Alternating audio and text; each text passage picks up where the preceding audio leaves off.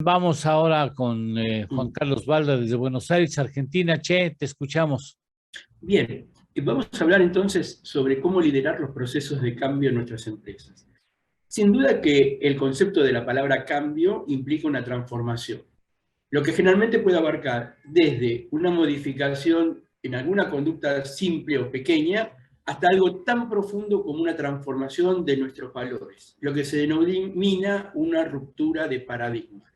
De todas formas, suele tratarse de un proceso y como tal conlleva una serie de pasos, por lo que resulta importante su análisis para poder comprenderlo en su totalidad y poder así adaptarnos ante esta nueva situación con el menor costo o dolor posible. Lo que vamos a compartir en estos minutos no implica un modelo exacto o una receta perfecta porque no la hay, pero sí puede resultar muy valioso en la orientación y en la comprensión y en el estudio de la metodología que vamos a utilizar. Lo primero que tenemos que considerar son las distintas visiones que se pueden dar frente a un proceso de cambio. Por ejemplo, están aquellos que hacen que las cosas sucedan, están aquellos que observan las cosas que suceden, y están los que preguntan, ¿qué pasó?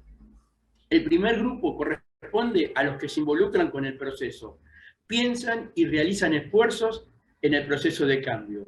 El segundo grupo pertenece a los que miran de costados e intentan acoplarse, pero sin una participación activa en el proceso. Y por último, están aquellos que una vez ocurrido, ni siquiera se enteraron de lo que aconteció.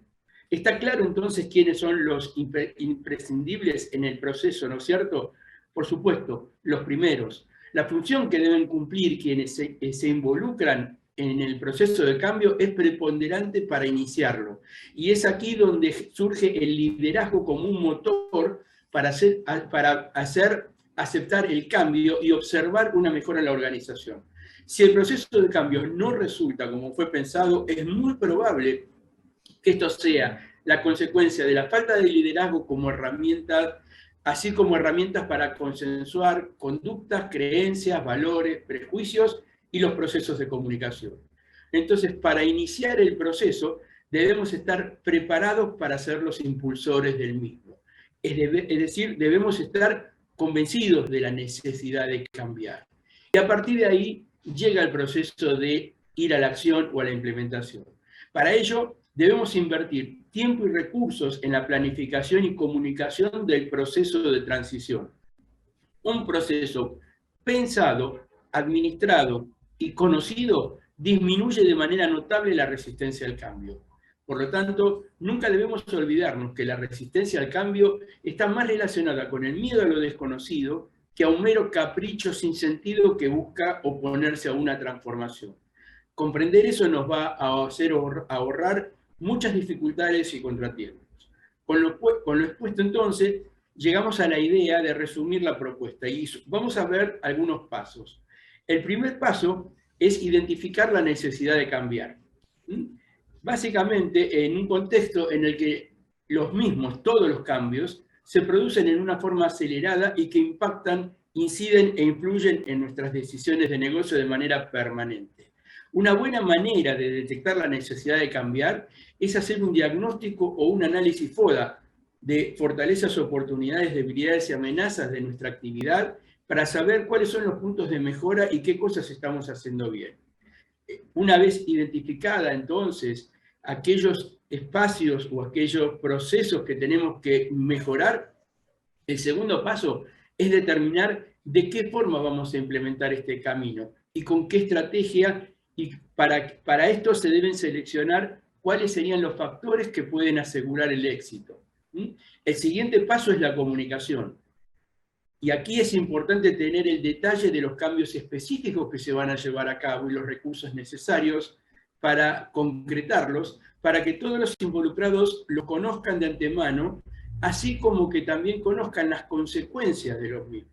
Es decir, sabiendo lo que vamos a hacer, hay que comentarlo, hay que participar a la gente. Recuerden, el conocimiento disminuye el temor. El cuarto paso consiste en facilitar ese cambio, donde vuelve a ser realmente crítico el rol del líder en el proceso de formación de equipos, búsqueda de consensos, amalgamar ideas, bajar las ansiedades. El líder debe trabajar con los miembros del equipo, no solo en la formación, sino también en generar entusiasmo y en motivarlo, así como en indicar el plan de acción, otorgar responsabilidades y definir fechas de cumplimiento concretas. Vinculado con esto, el equipo no solo ve al proceso de cambio como algo necesario, sino también lo compra como algo propio. Y por último, y como cierre todo este modelo propuesto, el cambio se sostiene en el tiempo y se respalda con el modelo de gestión y cultural de la empresa. Por lo tanto, los procesos, políticas y valores de la compañía son la principal arma de defensa del cambio que queremos impulsar. No se trata simplemente de expresar nuestro deseo e incluso nuestro convencimiento de la necesidad de cambiar, sino de sustentarlos en mecánicas o dinámicas concretas y conocidas por todos. Y por último, amigos, para terminar, me gustaría hacerlo con una frase o con un pensamiento de Henry Ford al respecto de este tema. Ford solía decir: nadie cambia si no siente la necesidad real de hacerlo. Y esa es la función del líder: mostrarle a sus colaboradores la imperiosa necesidad de cambiar sin que ello les genere pánico de hacerlo. Tengan en cuenta, ayudarlos a que vean que cambiar puede ser difícil, pero que no hacerlo seguramente en este contexto puede resultar mortal. Muchísimas gracias. Sí, pero lo malo es que hay ocasiones en que los empresarios que encabezan a las pymes no ven la necesidad del cambio, ¿no? Ese es el problema.